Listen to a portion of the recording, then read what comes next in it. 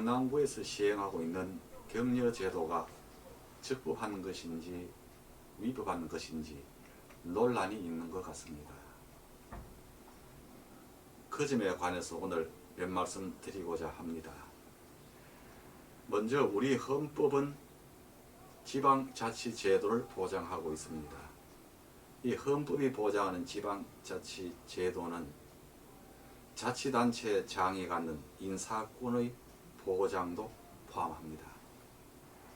그런데 이 인사권의 보장은 절대적인 것이 아니고 법령이 정하는 범위 내에서 보장되고 있습니다. 이 인사권의 행사에 관한 기준으로 지방자치법, 지방공무원법 등을 볼 수가 있습니다.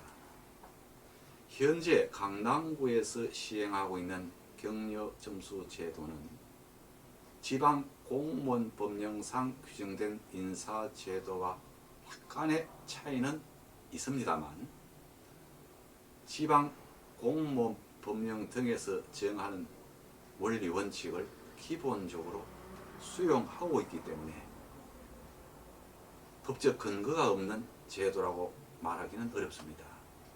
말하자면 지방공무원 등을 기초로 하고 강남구의 사정을 고려한 이러한 제도라고 생각을 합니다.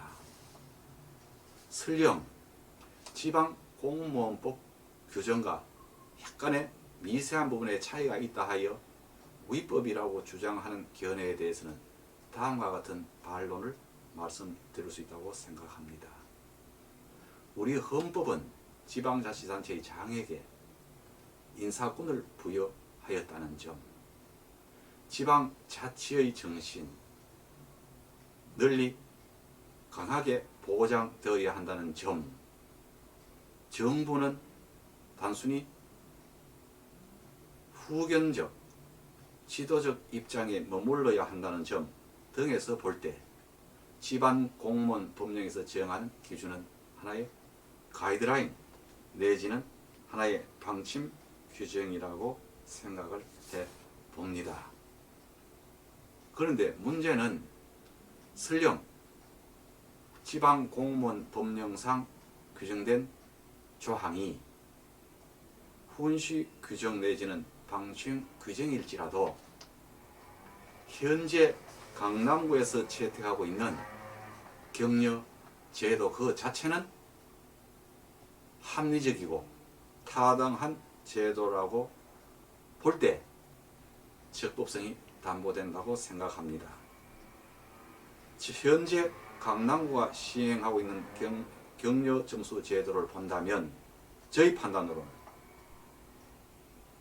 그 목적이 정당하고, 둘째, 격려 점수의 부여가 객관화되어 있고, 셋째, 이 격려 제도가 이제는 오래된 제도로서 강남구의 모든 구성원에게 인사제도의 한 부분으로 인식되고 정착되고 있다는 점, 넷째, 격려 점수 제도가 강남구의 모든 공무원에게 평등하게 적용되어 있다는 점, 다섯째, 격려 점수가 획일적인 것이 아니고 공무원 개개인의 실적에 따라 비례적으로 부여되고 있다는 점, 이런 점을 볼 때 강남구가 채택하고 있는 격려 제도는 그야말로 적법하고 타당한 제도라고 볼 것입니다. 요컨대 지방자치단체의 자치권의 확대라는 시각에서 지방공무원 법령상의 제도를 기준으로 하고 약간의 변형을 허용한다고 보는 것이 지방자치제도의 본 취지에 적합하다고 생각을 합니다. 따라서 제가 보기에 강남구의 격려제도는 합법적인 제도로 이해되어야 한다고 생각합니다. 참고로 말씀드리자면 강남구 소수의 공무원 수는 현재는 1,300여 명인 것으로 알고 있습니다. 앞으로는 1,000명의 수준으로 하려는 계획을 갖고 있는 것으로 압니다. 이러한 공무원 수의 축소가 가능한 것은 격려제도와 같은 첨단의 인사제도의 도입이 있기에 가능했다고 생각을 합니다. 문제는 이 격려제도가 더 훌륭한 제도로 발전할 수 있도록 보다 많은 지혜를 모으는 데 초점이 놓여야 한다고 생각을 합니다. 감사합니다. 여러분 안녕하십니까, 박선희입니다. 요즘 불법 집회나 시위에 따른 불미스러운 일들이 많이 발생하고 있는데요. 오늘 이 시간에는 동국대학교 경찰행정학과 임준태 교수님을 모시고 이에 대한 효과적인 대처 방안과 집시법에 대한 자세한 설명 들어보겠습니다. 예, 집회 시위라고 하는 것은 공동의 목적을 가진 다수인들이 자발적으로 모여서 자신들의 의사를 표출하는 행위라고 할 수 있습니다. 그래서 자유민주주의 국가에서는 대단히 중요한 기본권으로 인식하고 우리 헌법에서도 이를 기본권으로 규정하고 있습니다. 그런데 다수인들이 어느 특정한 장소에서 모여서 집단적으로 의사를 표현하다 보니까 공공의 안녕과 질서 유지 그리고 다른 사람의 기본권과 충돌할 가능성들이 많습니다. 그래서 우리 헌법에서도 이와 같은 몇 가지 사항들에 대한 제한을 가하고 있습니다. 먼저 집회 시위에 관한 법률의 어떤 그간의 경과 과정을 보면요. 90년대 이후로까지는 대체로 이 집회 시위를 하는 사람들의 기본권을 좀 확대하는 쪽으로 개정이 되었다고 한다면 최근에 개정된 방향들은 일반 시민들의 기본권과 그 공공의 안녕과 질서를 강조하는 쪽으로 개정이 됐습니다. 예를 들면 집회 시위에 신고서의 제출 기간을 30일 정도로 제한을 했다든지 또 확성기 소음에 대한 규제 근거를 마련했다든지 그리고 학교 주변이나 군사시설 주변 지역에서 집회를 제한하거나 금지할 수 있는 근거 규정들을 마련한 것을 그 예로 들 수가 있습니다. 자, 그렇다면은 우리나라 그 집회 시위 법률에 따르면은 집회 주최자의 준수사항이 몇 가지 있습니다. 예를 들면 집회를 하기 전에 반드시 경찰관서에 신고를 한다든지 그리고 이 질서를 유지하고 평화적으로 질서를 유지하는 상태에서 집회를 진행해야 됩니다. 그리고 폭력 행위를 해서는 안 되고 위험한 물건이나 또 이러한 것들 휴대하거나 사용해서는 안 됩니다. 또 처음에 신고한 대로 그 내용의 범위 내에서 집회를 진행할 의무가 있습니다. 자, 그렇다면은 우리 헌법에서 규정하고 또한 집회 및 시위에 관한 법률에서 규정하고 있는 몇 가지 제한 사유들을 보면요. 목적에 의한 제한과 시간 제한, 그리고 장소적 제한, 그리고 방법상의 제한을 둘 수가 있습니다. 목적에 의한 제한은 대체로 헌법재판소에서 그 위헌 정당이나 어떤 단체로 규정한 그러한 단체의 목적을 달성하게 한 그런 집회는 금지되고요. 그 다음에 시간적 제한은요. 야간인 경우에는 5개 집회가 원칙적으로 금지가 됩니다. 이것은 그 야간이라고 하는 특수성 때문에 집회 시위를 금지하고 있습니다. 그 다음에 장소적 제한을 둘 수가 있습니다. 이거는 절대적 금지 구역과 상대적 금지 구역을 나눌 수 있는데 대체로 절대적 금지 구역은 대통령 관저라든지 또는 국회의장 공간 그리고 외교 사절의 숙소 등이 해당이 되겠습니다. 그러나 이 상대적 금지를 할 수 있는 제한적 지역은 대체로 이 주거 지역 또 이와 유사한 지역 이런 것이 해당이 되겠습니다.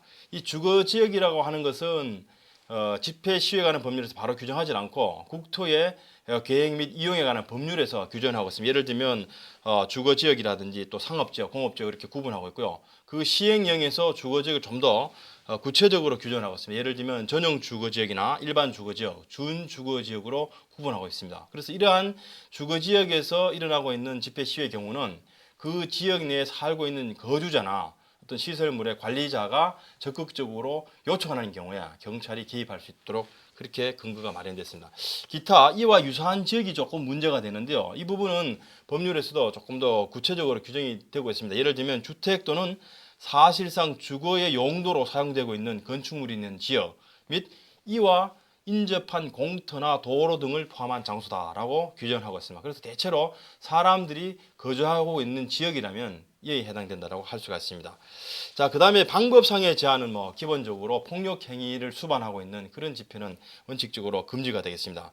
그리고 중요한 것은 이 집회를 진행하는 과정 중에서 일어나는 확성기 소음입니다. 최근에 관련 법규들이 마련이 됐는데요. 이것은 이제 주거 지역과 또는 기타 지역 또는 주간과 야간으로 구별해서 그 기준을 달리하고 있습니다. 예를 들면 주거 지역인 경우에는 주간인 경우는 65dB 정도 그리고 야간인 경우는 60dB 정도 선에서 확성기 소음이 규제가 됩니다.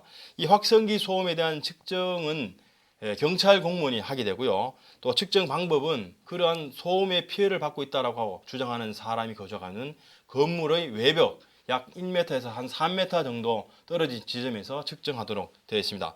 이와 관련해서 구청 측에서는 평소에 이와 같은 그 소음 측정기를 경찰 공무원에게 대여를 한다든지 또는 소음을 측정하는 과정에 입회를 해서 참고인의 역할을 해주시는 것도 대단히 중요하다고 볼 수가 있습니다. 자, 이러한 그 몇 가지 방법상의 제한이 있었고요. 그 다음에 흔히 이 집회 시위는 대체로 그 신고를 통해서 이루어지긴 합니다만은 이 신고된 대로 진행되다가 갑자기 어떤 집회 가담자들이 어떤 마음이 바뀌어가지고 새로운 그 돌발 변수들이 발생하는 경우가 왕왕 있습니다. 자, 그렇지만은 이 집회 시위 자체가 기본권이기 때문에 어떤 돌발적인 위법 상황이 생긴다고 해서 바로 경찰권이 발동되는 것은 아닙니다. 그래서 경찰권 발동 항상 비례 원칙에 근거해서 하기 때문에 이 구청에서 판단하고 있는 그런 상황과는 조금 다를 수가 있습니다. 그런데 이 집회 시위와 같은 그 집단 민원 발생은 기본적으로 어떤 그 커뮤니케이션이라든지 갈등 해결 시스템이 제대로 작동하지 않은 것에서 기인하기 때문에 구청 측에서도 이와 같은 집단 민원이 발생했을 때는 경찰력에 바로 의존하기보다는 우선적으로 대화나 타협을 통해서 그런 민원을 해소하는데 좀 주력하는 것이 바람직하다고 볼 수 있습니다. 물론 이 적법한 시위 중에서 발생하고 있는 폭력 행위나 또 건물이나 사무실의 무단 침입, 또 태거 불응, 그리고 업무 방해와 같은 불법 사항에 대해서는 사후에 손해배상 청구라든지 형사처벌이 가능하기 때문에 너무 조급하게 대응할 필요는 없다고 볼 수 있습니다. 그래서 이런 상황이 발생하면은 구청에 계신 분들은 일단 침착하게 좀 대응을 하셔야 되고요. 그 피해가 더 이상 확대되지 않도록 현상 유지에 좀 관심을 기울여야 됩니다. 성급하게 물리력을 행사하는 경우는 오히려 그 민원인들과 충돌을 돼서 악화될 가능성이 있습니다. 또한 이 구청 측에서 행사할 수 있는 물리력에는 이 경찰과는 좀 다르기 때문에 한계가 있습니다. 또 이런 상황이 생겼을 때는 현장 주변에 있는 직원들을 신속하게 집결시키고 여러 직원들이 좀 모여가지고 유력을 가시한다든지 또 출입문을 봉쇄하는 등 방어 태세를 취하는 것이 좋습니다. 또 피해가 발생했을 때에는 나중에 손해배상 청구라든지 형사처벌을 위해서 이 녹음을 한다든지 사진을 촬영한다든지 해서 증거를 보존할 필요가 있습니다. 이러한 그 집회 시위나 민원이 지속될 경우에 관련 업무 부서의 책임자가 직접 현장에 임장하셔가지고 대화나 설득을 통해서 이 해결하도록 노력하셔야 되고요. 만약에 조기에 해소가 되지 않을 경우에는 결국 경찰력을 요청하는 것이 바람직하다고 할 수 있습니다. 그리고 이러한 절차에 좀 직원들이 좀 익숙해질 수 있도록 평소에 역할 분담 훈련이라든지 즉흥태세 매뉴얼 정도를 갖추는 것이 바람직하다고 볼 수 있습니다. 예, 이와 같이 그 사전에 예고된 집회의 경우는 현장 주변에 경찰관들이 항상 그 임장하기 때문에 큰 불상사들이 어느 정도 예방이 될 수 있습니다. 그러나 이 사전에 예고되지 않은 돌발적인 민원성 그 집회의 경우는 경찰이나 구청에서 상당히 그 당혹스러운 상황들이 생길 수 있습니다. 돌발적으로 청사에 그 무단 진입하거나 점거하면서 민원을 제기하는 경우에 사전에 그 징후를 파악하기가 대단히 어렵습니다. 그래서 이 경찰도 대처하기 어렵지만 구청은 더더욱 어렵습니다. 예를 들면 집단 민원이 발생할 소지가 있는 이슈가 있다라고 한다면 수시로 이 구청 측에서는 경찰 당국에 적극적으로 통보해주는 그런 노력이 좀 필요하고요. 또 평소에 청사 관리 직원들을 중심으로 해서 군의 광장이라든지 민원실, 또 1층 로비, 그리고 민원이 자주 제기될 수 있는 그 업무를 담당하는 사무실 주변, 그리고 관서장의 예를 들면 이제 구청장이 되시겠죠. 이 구청장 사무실, 집무실 주변에 순찰하면서 특별한 동향을 관찰하는 것도 예방 차원에서 대단히 도움이 될 것 같습니다. 특히 이 관서장의 집무실이 가끔 그런 그 민원 제기 장소로 떠오르다 보니까 점거 대상 될 가능성이 높습니다. 그렇다면 방호 차원에서 어느 정도 보안 장치가 좀 마련돼야 될 필요가 있고요. 또 청사 주변에 대한 그 경계가 취약한 지역에 대해서는 감시 카메라를 좀 설치해서 좀 대응하는 것도 바람직하고요. 또 처음에 이런 돌발적 사태를 감지한 직원은 좀 다른 직원이나 청사에 신속하게 그 전파하는 그런 요령이 필요합니다. 예를 들면 비상벨을 울린다든지 해서 적어도 직원들이 이런 사태에 대해서 심리적인 대비를 할 수 있는 훈련이 좀 필요합니다. 또 이런 사태가 발생했을 때는 기본적으로 이 방어 요원이라든지 민간 경비 업체 용역 요원들이 투입이 돼서 사태의 그 확산을 방지하는 또 현상 유지에 좀 집중을 해야 될 필요가 있습니다. 만약에 이러한 상황이 제대로 대처되지 못해서 어떤 건물이나 사무실이 무단 점거되었을 경우에는 어느 정도 좀 시간이 지속될 필요가 있고요.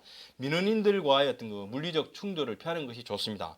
또 불법 상황이 장기화될 경우는 역시 이 경찰의 개입을 요청하는 것이 바람직하다라고 할 수가 있습니다.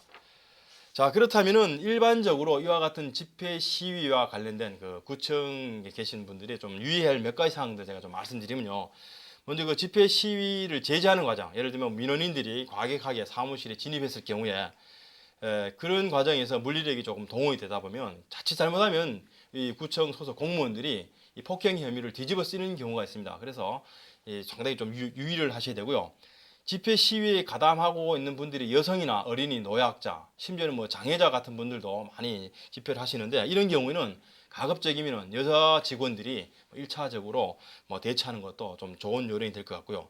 만약에 남자 직원들이 이런 그 집회 시위에 직면했을 경우에는 뭐 은행 같은 것을 좀 조심을 하셔야 됩니다. 예를 들면 뭐 성적 비하로 오인될 수 있는 은행이라든지 욕설이라든지 또 성희롱이나 성폭행 등으로 오인될 수 있는 그런 그 물리적 신체적 접촉도 좀 조심을 해야 될 것 같습니다. 그 다음에 민원인들이 자주 드나들 수 있는 뭐 1층이나 2층 또 로비 같은 경우에는 가급적 위험한 물건을 비치하지 않는 것이 좋습니다. 뭐 유리로 된 제품이라든지 또는 화분이라든지 인화성 물질이 있는 경우에 대단히 위험하기 때문에 사진 이런 것도 좀 다른 안전한 곳으로 뭐 치우는 것이 좀 필요합니다. 그 다음에 이 우리나라의 경우 대체로 그 관공서가 시민 친화적인 그런 관점에서 물리적 문턱을 많이 낮추었습니다. 그러나 대체로 이러한 그 상황에 대비해서는 어느 정도 방호 차원에서 안전 장치를 강구하는 것이 좀 필요합니다. 이와 같은 집단 민원이 뭐 발생하지 않는 것이 제일 좋습니다. 그러나 뭐 사람이 살아가는 사회에서는 당연히 갈등이 생기기 때문에 가장 좋은 그 예방 체계를 할 수 있는 것은 평소에 그러한 어떤 그 구정을 집행하는 과정에서 지역 주민들과 또 이해관계 당사자들 간에 충분한 그 커뮤니케이션 또 그런 대화를 통해서 해결하는 것이 가장 바람직한 예방 체계라고 할 수 있습니다.